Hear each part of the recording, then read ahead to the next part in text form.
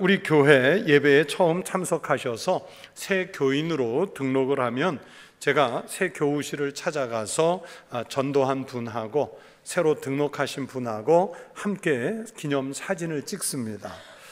홈페이지 새가족 소개하는 코너에 그 사진이 올라가 있습니다. 그런데 짧은 시간이지만, 정말 짧은 시간이지만 제가 사진을 찍고 준비하는 시간에 몇 가지 물어보는 것들이 있습니다. 교회에 처음 나오셨느냐? 어느 교회를 다니다가 오셨느냐? 청주로 이사를 와서 우리 교회로 옮기신 것이냐? 이런 간단한 질문을 몇 가지 해요. 그리고 때로는 질문이 아니라 축복하는 말씀을 드릴 때도 있는데, 이번에 우리 청북교회에 등록을 하고 신앙생활을 시작하신 것이 인생에서 가장 복된 선택이 될 것입니다. 그리고 만약 오늘 처음 나오셨다면 이 날이 인생에 제일 좋은 것을 선택한 날로 기억되시기를 바랍니다. 그래요. 새로 등록한 분들 중에 보면요, 자기는 별로 나올 마음이 없는데 가족들에게, 친구들에게, 이웃에게, 직장 동료에게 교회 한번 같이 가자, 교회 한번 나와라, 이런 그 간곡한 부탁에 어쩔 수 없이, 또 때로는 정말 끌려오다시피 그렇게 교회에 첫 발걸음을 시작했다가 나중에 시간이 지나서 보면, 세월이 지나서 보면 오히려 자기를 전도해서 데리고 온 분들보다 믿음이 더 좋아져서 그분들이 나중에 간증을 하는데, 그때 나는 교회 가기 싫었는데 내 친구가 혹은 우리 가족이 나를 거의 강제로 끌고 가다시피 해서 청북교회를 갔는데 내가 이렇게 하나님 은혜를 입게 됐다, 그러면서 자기를 전도한 분들에 대해서 감사한 마음을 갖는 분들이 있습니다. 그렇게 신앙이라고 하는 것은 처음 된 사람이 나중되기도 하고요, 나중된 사람이 먼저 앞서가는 놀라운 일들이 일어나지요. 그래서 새로 등록한 분들에게 앞으로 예수 잘 믿으시고 신앙생활 잘 하셨으면 좋겠습니다, 이런 내용을 제가 짧은 시간에 말씀을 드려요. 이 말은 그냥 의례적으로 하는 말이 아니라 정말 진심을 담아서 하는 말이에요. 인생을 살면서 우리가 많은 선택 혹은 다양한 선택을 하면서 살게 되는데, 그 많은 선택 중에서 예수를 믿기로 작정한 선택이 제일 복된 선택인 줄로 믿습니다.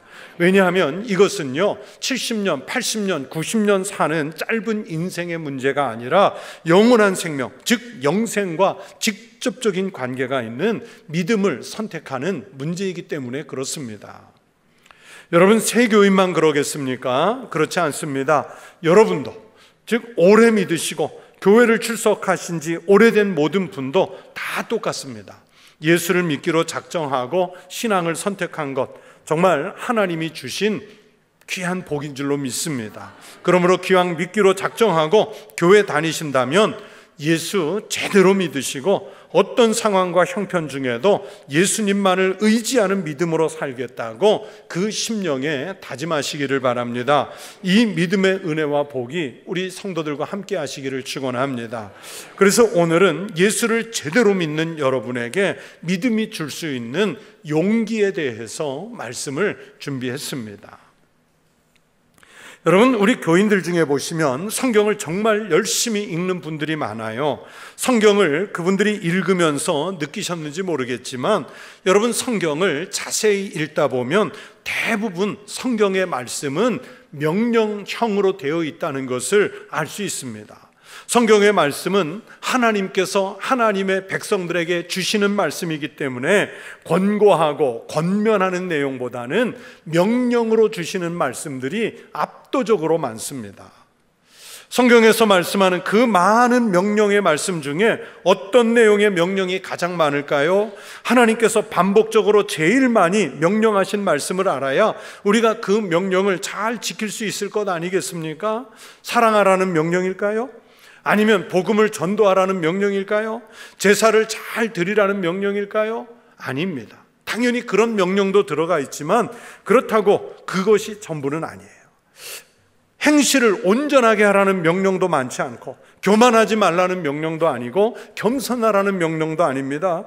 여러분, 성경에서 어떤 명령보다 자주 말씀하는 하나의 명령, 하나님께서 아주 강하게 하시는 명령, 그리고 뜻밖의 많이 하시는 명령의 말씀은 바로 이것입니다. 두려워하지 말라. 두려워하지 말라. 성경의 말씀들 속에서 이 두려워하지 않은 말라는 말씀과 비슷한 말씀들을 다 모아보면 두려워하지 말라, 놀라지 말라, 강하고 담대하라, 하나님을 신뢰하라, 이런 명령의 말씀들을 반복하세요. 여러분, 하나님은 왜 우리에게 두려워하지 말라고 그렇게 반복해서 명령하실까요? 왜 안심하라고 말씀하실까요? 아무리 반복해서 수십 번을 얘기해도 우리가 못 알아들을 것 같으니까 하나님이 말씀하신 거 또 하시고 또 하시고 그러시는 건가요? 아니면 우리 전능하신 하나님이 잠시 치매기가 있으셔서 전에 했던 말씀을, 했던 것을 잊어버리고 또 다시 꺼내시는 건가요? 그것은 아니겠잖아요.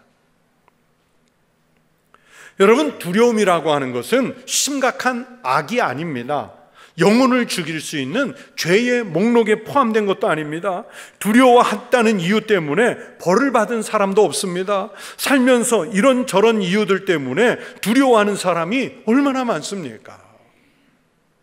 지난 2, 3일 무심천을 보면서요, 물이 큰 강을 이루어서 흘러가는 걸 보면서 저는 두려웠어요. 야, 저러다가 저 물이 제 방을 넘으면 어떡하지? 혹시라도 저 큰 물에 사람이나 차가 휩쓸려 가면 어떻게 되지? 그런 상상을 하니까 갑자기 이렇게 오금이 저리면서 두렵더라고요. 여러분, 그런 장면을 생각하면서 두렵지 않을 사람이 누가 있겠어요?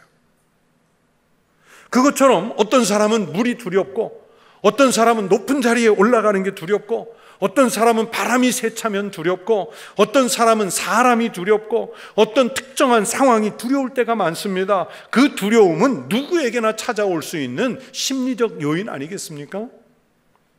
그렇기 때문에 여러분, 두려움은 악도 아니고 죄도 아닙니다. 그런데 왜 하나님은 다른 어떤 말씀보다도 더 많이 하나님의 백성들에게 두려워하지 말라고 반복해서 말씀하실까요? 하나님이 우리에게 두려워하지 말라고 그렇게 많이 말씀하시는 이유는 우리 인간이 하나님의 명령을 회피하려는 유혹을 받는 첫 번째 이유가 바로 두려움 때문이라고 생각합니다.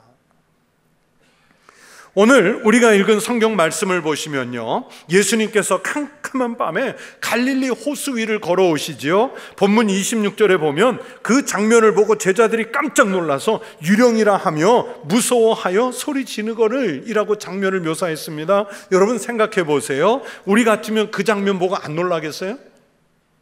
사람이 물 위를 걷는다? 그 자체가 상상이 안 되죠? 더구나 캄캄한 깊은 밤에 풍랑이 일어나고 있는 갈릴리 호수에서 저 건너편에서 사람의 형상이 걸어오고 있는 거예요. 귀신이나 유령이 아니고서는 생각할 수도 없는 일입니다. 그런데 제자들이 이 대목에서 잠깐 잊었던 사실은 우리 예수님이 하나님 자신이시라는 사실입니다. 천지를 창조하시고 우주를 운행하시고 만물을 통치하시는 하나님이시라는 것을 잠시 잊었어요. 그런 제자들을 향해서 예수님께서 27절에서 이렇게 말씀하십니다. 안심하라, 나니 두려워하지 말라. 안심해라, 나다, 두려워하지 말라. 제자들은 그 말씀을 들으며 반신반의했지만 정신을 차금 차리고 보니까 정말 예수님이 맞는 것 같아요. 그런데 어떻게 그 물 위를, 풍랑 위를 걸어오시는 예수님을 자기네들이 맞아들여야 할지 알지를 못했습니다. 제자들이 예수님을 알아보고 호수 위로 나갈 생각을 못했습니다. 물 위라고 하는 것이 그들을 가로막았고 바람이 불고 파도가 거세게 치는 것이 예수님이 자기들 가까이에 오셨어도 나가서 어떻게 해볼 도리가 하나도 없는 거예요. 그렇게 제자들이 예수님이 계시는 배 밖으로 나가기를 거부하는 첫 번째 이유가 두려움 때문이잖아요. 두려움 때문입니다. 로이드 오길비라고 하는 신학자는 성경에 두려워하지 말라는 말씀이 총 366회가 등장한다고 분석을 했습니다. 물론 그분이 우리말 한국어 성경을 보신 건 아니겠죠. 영어 번역본을 가지고 본 것이겠지만은, 그러나 그 성경일지라도, 영어 그 성경일지라도 366회라는 그 숫자가 참 절묘합니다.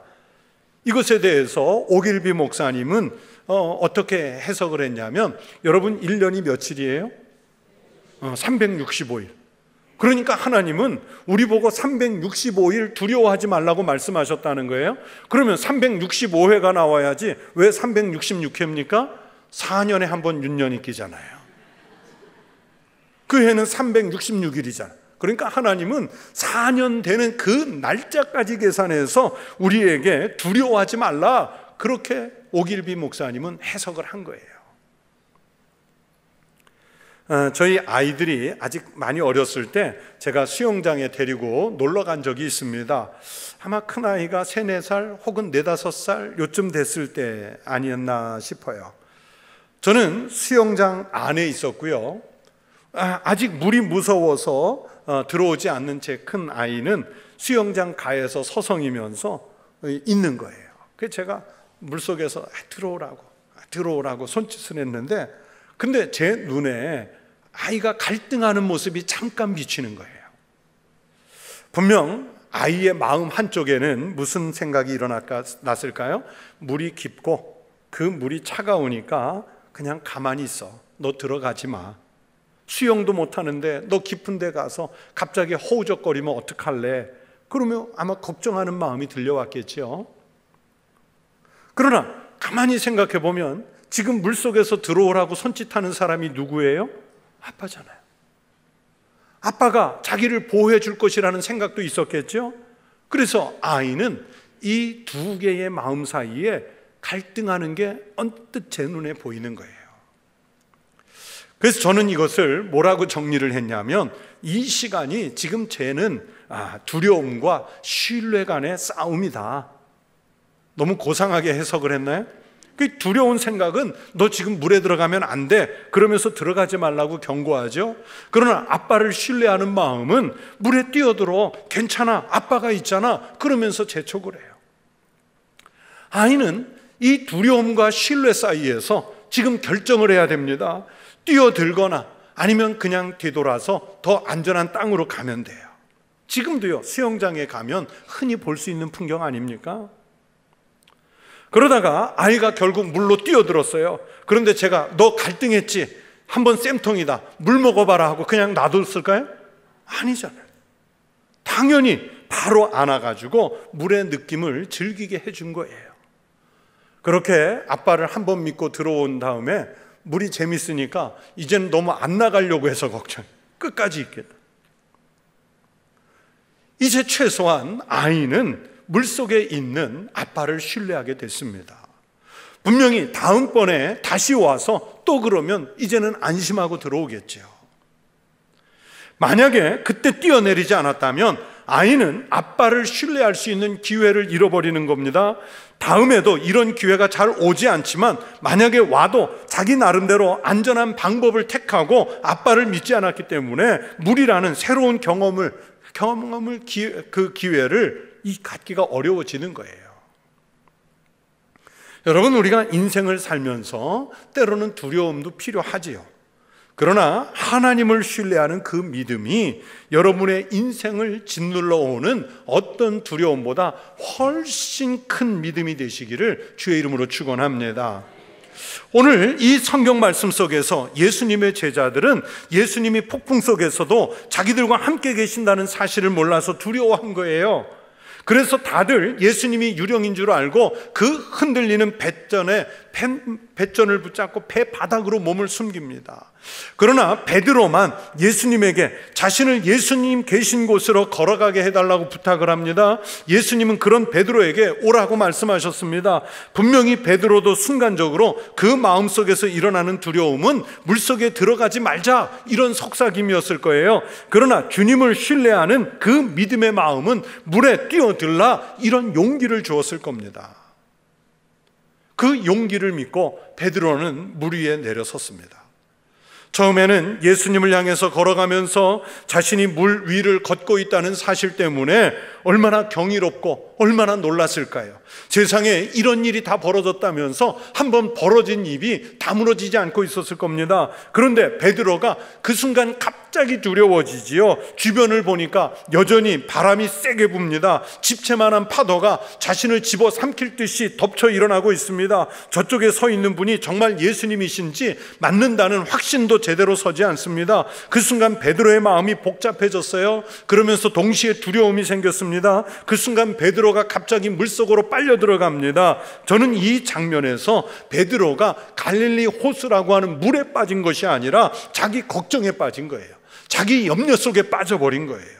그 마음속에 일어나는 인생의 두려움에 지금 베드로가 빠져 들어간 거예요.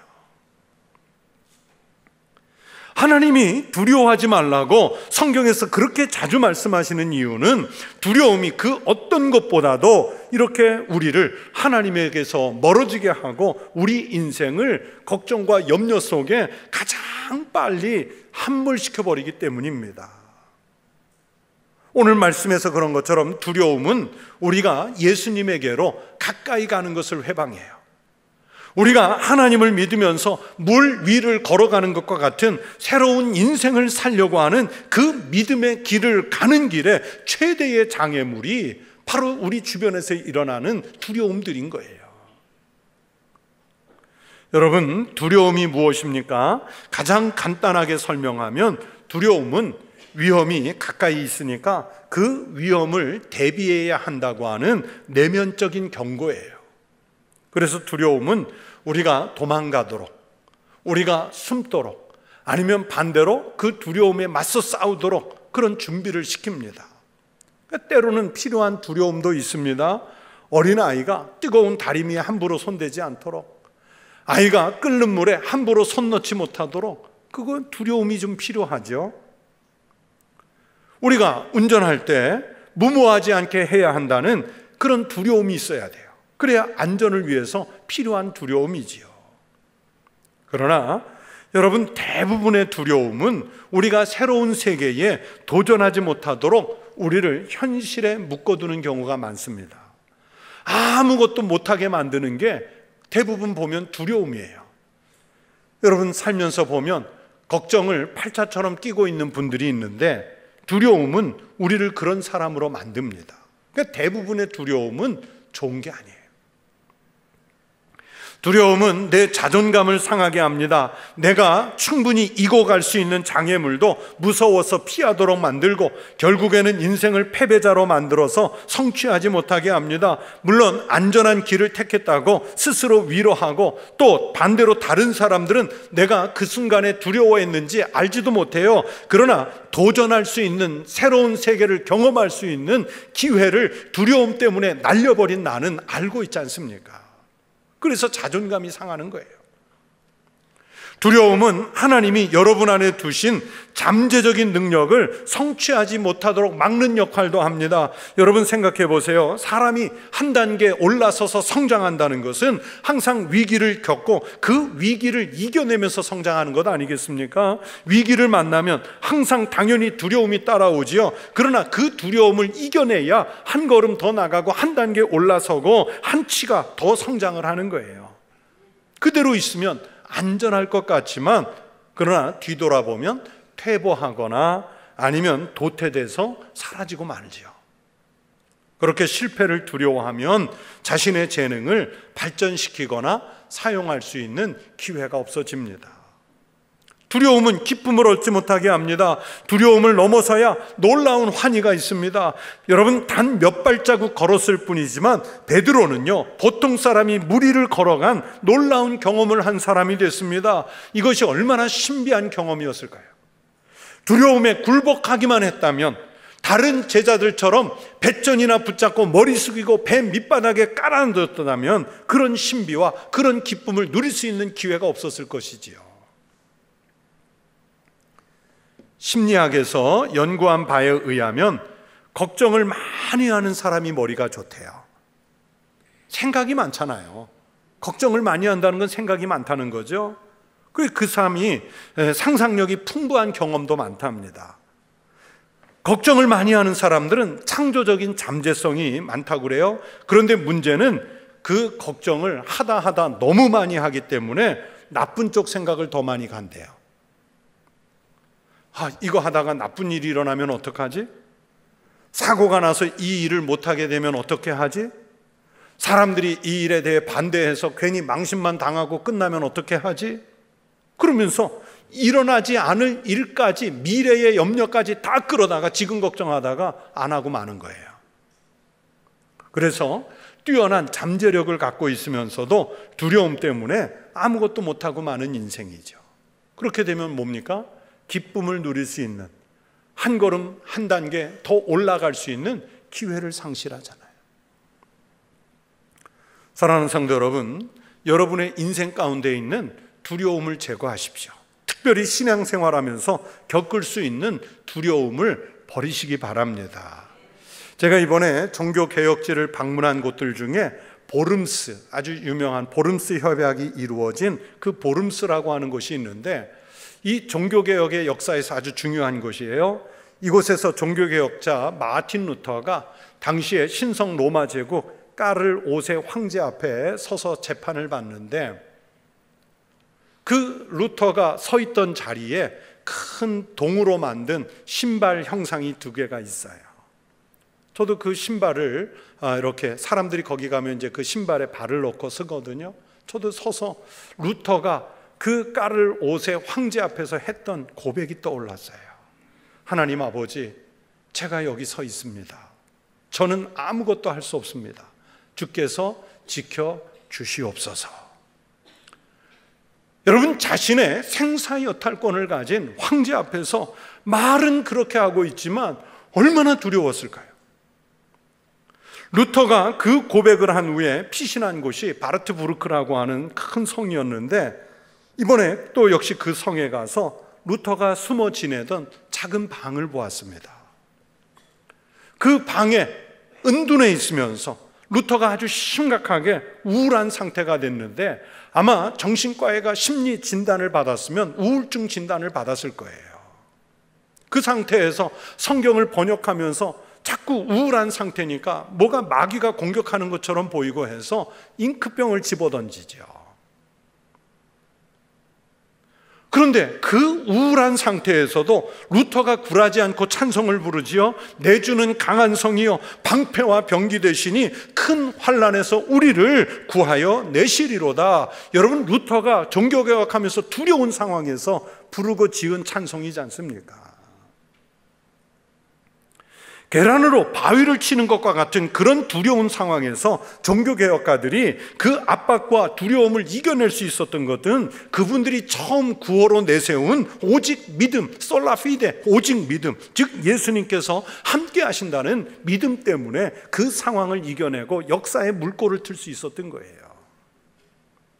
성도 여러분, 베드로만 그런 것이 아닙니다. 루터나 칼뱅처럼 위대한 인물들만 그러는 게 아니에요. 우리도 두려워할 이유가 없습니다. 우리를 가장 안전하게 지키고 보호할 예수님이 계시기 때문입니다. 예수님은 멀리 계시는 분이 아니라 지금 풍랑이 일어나는 바다에서 베드로 옆에, 그리고 제자들이 탄 배와 함께 계신 것처럼 지금은 그렇게 우리와도 계시는 줄로 믿습니다. 루터와 함께 하셨던 것처럼 우리와도 함께 하시는 줄로 믿습니다. 예수님을 잘 믿는 신앙을 통해서 하나님께서 여러분을 얼마나 위대하게 사용하실지 기대를 하십시오. 여러분의 자존감을 하나님께서 회복시켜 주실 것입니다. 예수님을 확실하게 믿으십시오. 여러분의 인생에서 잃어버렸던 기쁨을 회복할 기회를 다시 열어주실 것입니다. 목회하면서 가끔 우리 교인들, 많은 교인들을 지켜보면서 아쉬운 것은 교회라고 하는 이 터를 마치 취미생활처럼 여기시거나, 아니면 뭐 세상에 나가 봉사하는 것보다 그래도 교회가 낫지, 그래서 교회를 봉사의 장소로 여기거나, 아니면 교회에서 친구 관계를 맺고 인간 관계를 맺는 아주 소중한 장소로 여기면서 출입을 하는 그런 모양새입니다. 그게 안타까워요. 그러다가 정말 작은 시험 하나라도 들면 뭐 아무리 항존직분자라도, 교회 출석을 오래 한 분이라도 신앙마저, 교회 출석마저 쉽게 포기해버리는 분들을요, 목회하면서 정말 많이 봤어요. 지금도 보고 있어요. 여러분, 정말 교회 다니시면서 다른 것 안 해도 괜찮으니까 여기서 예수 잘 믿는 신앙을 배워서 세상에 나가서 승리하는 삶을 사는 것이 바로 우리의 신앙의 방향이어야 하지 않겠습니까? 예수 제대로 믿는 신앙인들 보면요, 참 신기한 게 어려운 형편에도, 망해가는 상황에서도, 사고가 나고 인생이 흐트러진 형편에도 감사합니다, 그렇게 말하고 기쁩니다, 그렇게 말해요. 어떻게 그렇게 할 수 있습니까? 예수님이 그 어려운 중에 함께 계심을 제대로 믿기 때문입니다. 주님 때문에 우리 삶이 이 세상에서로 끝나지 않고 하나님 나라에서 모든 것이 회복될 것을 믿기 때문에 이기고 있는 거예요. 그래서 기쁩니다. 여러분도 그렇게 되실 줄로 믿습니다. 그것이 바로 우리가 교회를 다니면서 설정해야 할 방향 아니겠습니까? 성도 여러분, 예수님이 우리와 함께 계셔서 인도해 주시는 줄로 믿습니다. 안심하십시오. 두려워하지 마십시오. 하나님께서 여러분을 가장 선하고 좋은 길로 인도해 주시기를 주의 이름으로 축원합니다. 기도하겠습니다. 하나님 아버지, 감사합니다. 우리는 두려운 세상에 나가서 살고 있지만 하나님께서 풍랑이는 바다에 베드로와 함께 계시고 제자들과 함께 계셔서 저들을 안심하게, 저들을 두려워하지 않게 만들어주신 것처럼 우리와도 그렇게 함께 하실 줄로 믿습니다. 아무리 거칠고 파도가 세고 풍랑이 있는 곳에 산다 할지라도 우리가 주님과 함께 동행함으로 안심한 삶을 살아가게 하여 주시옵소서. 예수님 이름으로 기도하옵나이다. 아멘.